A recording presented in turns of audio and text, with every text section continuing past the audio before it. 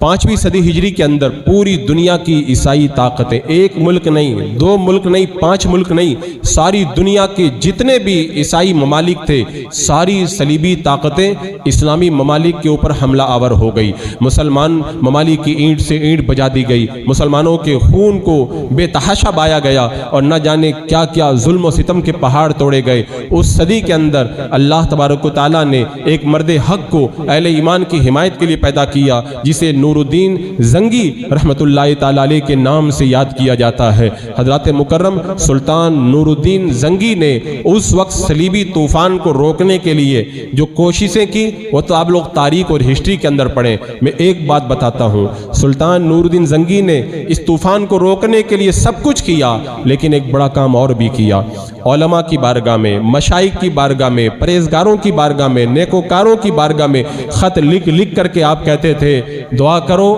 اللہ تعالیٰ مسلمانوں کی خیر فرمائے، آپ حضرات دعا کیجئے اللہ تعالیٰ اہل ایمان کو فتح عطا فرمائے۔ سلطان نور الدین زنگی نے بتایا اہل ایمان کا طریقہ کیا ہوتا ہے، وہ کوشش کرتا ہے، حکمت عملی اور وہ تدبیر کرتا ہے، سب کچھ کرتا ہے، لیکن اسے ضرورت ہے دعاؤں کی، اسے ضرورت ہے رب کی بارگاہ میں مانگنے کی، اسے ضرورت ہے اللہ کی رحمت کے دروازے کو کھٹکھٹانے کی۔ تو علماء، مشائخ، اولیاء اکرام کی بارگاہ میں لکھ کر کے کہا کوشش ہم کر رہے ہیں، آپ ہمارے لیے دعا کریں اللہ تعالی ہم کو فتح عطا فرمائے۔ اور اس کے بعد میں جب صلیبی طوفان آگے بڑھا اور معاذ اللہ جب انہوں نے بیت المقدس فلسطین پہ قبضہ کیا، بیت المقدس مسجد اقصیٰ پہ قبضہ کیا، وہ تاریخ کا ایک بڑا دردناک منظر ہے۔ اب آج کل کی تو جو ہماری نسل ہے اس کو پتہ بھی نہیں ہے کچھ، وہ تو خالی آج کے 2-4 باب لانچنگ کے واقعات کو خالی پکڑ کر کے بیٹھے، انہیں پتہ نہیں ہے اہل ایمان کے ساتھ کیا ہوا ہے۔ جب بیت المقدس ان جو ہے وہ صلیبی کتوں نے جب فتح کیا تھا، اس وقت میں صرف ایک بات عرض کروں کہ جب وہ فوجیں داخل ہوئی تھی بیت المقدس کے اندر تو مسلمانوں کا خون اتنا بہایا گیا تھا کہ ان کے گھوڑوں کے گھٹنوں تک پورے شہر کے اندر خون بھرا ہوا تھا، اور جب کوئی چلتا تھا تو گھٹنوں تک خون کی ندیاں بہ رہی تھی، اور اس وقت کے جو حالات تھے اس کو جو ہے وہ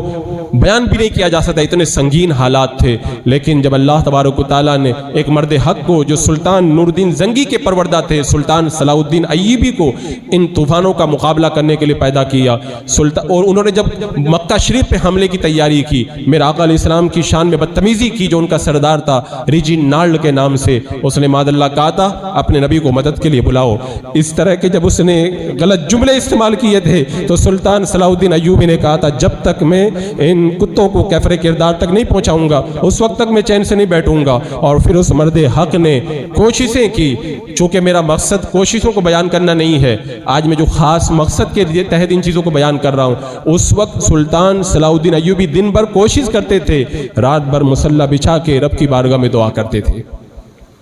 روتی ہوئی آنکھوں کے ساتھ میں رب کی رحمتوں کو آواز دیتے تھے پروردگار عالم تو ہی مددگار ہے۔ اور پھر اللہ تبارک و تعالیٰ نے ان صلیبی فوجوں پر سلطان صلاح الدین ایوبی کو فتح عطا فرمائی۔ ریجینالڈ اور سارے صلیبی سردار گرفتار کر کے ان کے پاس لائے گئے نا، تو جو گستاخی کیا تھا میرے آقا کی سارگاہ میں ریجینالڈ، اس نے سب کو تو معاف کر دیا، بولے کتے تجھے نہیں معاف کروں گا، اپنے ہاتھ سے تلوار اٹھا کر کے اس کو قتل کیا اور کہا سن تو نے کہا تھا کہ اپنے نبی کو بلاؤ، اس نبی نے اپنے ایک غلام کو تجھے قتل کرنے کے لیے بھیج دیا ہے۔ یہ اہل ایمان کی تاریخ رہی ہے۔ اس کے بعد میں ایک سب سے بڑا مقصد تھا بیت المقدس کو عیسائیوں کے قبضے سے نکالنا۔ سلطان صلاح الدین ایوبی کہا کرتے تھے کہ جس مسجد میں معراج کی رات میرے آقا نے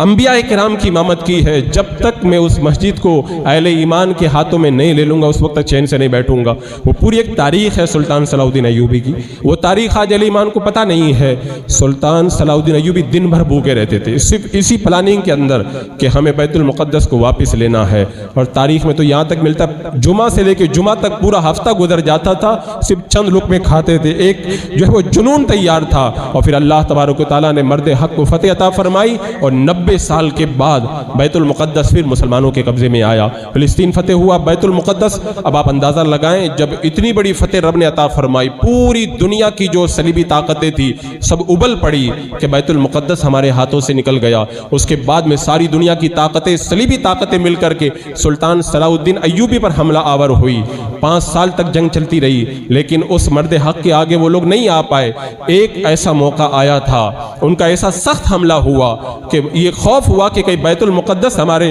ہاتھوں سے نہ نکل جائے۔ راوی کا بیان ہے رات کا وقت تھا،